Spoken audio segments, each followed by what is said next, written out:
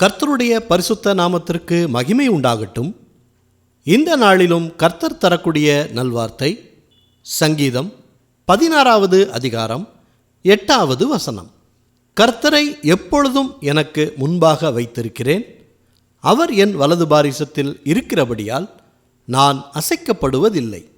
பிரியமானவர்களே, இன்றைக்கு என்னுடைய வெற்றிக்கு இவர்தான் காரணம், இவர்தான் என்னுடைய முன்னேற்றத்திற்கு காரணம், இவர் இல்லாமல் நான் இல்லை என்கிற சொற்களையெல்லாம் பல பேட்டிகளில் பல மேடைகளில் பலர் சொல்ல கேட்டிருக்கிறோம்.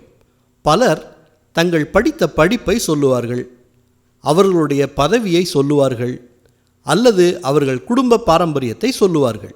அதனை அவர்கள் அடையாளமாக மாற்றிக்கொண்டு அவர்களுக்கு முன்பாக வைப்பார்கள்.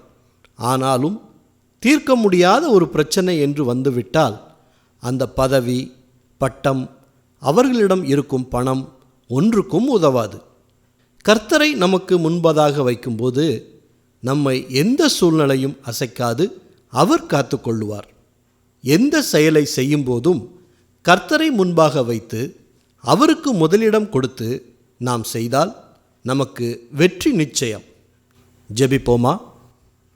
நல்ல தகப்பனே, இந்த நல்வார்த்தையை தந்ததற்காக நன்றி செலுத்துகிறோம். இந்த வேளையிலும் நாங்கள் உம்மை எங்களுக்கு முன்பதாக வைத்திருக்கிறோம். எங்களுடைய வலது பாரிசத்தில் நீங்கள் இருக்கிறபடியால் நாங்கள் அசைக்கப்படுவதில்லை என்கிற விசுவாசத்தோடு உமக்கு நன்றி செலுத்துகிறோம். எங்களிடம் இருக்கும் அந்தஸ்து, பதவி, பணம் இவற்றை நாங்கள் நம்பாமல் உம்மையே நம்பியிருக்கிறோம். உம்மையே நாங்கள் முன்பாக வைத்து எங்களுடைய தொழிலை, எங்களுடைய வேலையை நாங்கள் செய்கிறோம். எல்லாவற்றிலும் உமக்கு முதலிடம் கொடுத்து நாங்கள் செய்கிற காரியங்களில் எங்களுக்கு வெற்றியை கொடுங்க. எல்லா துதி, கனம், மகிமை எல்லாவற்றையும் உமக்கே செலுத்துகிறோம். இயேசு கிறிஸ்துவின் நாமத்தில் ஜெபிக்கிறோம் பிதாவே.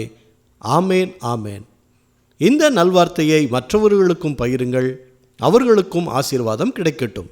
கர்த்தர் உங்களை அளவில்லாமல் ஆசீர்வதிப்பாராக.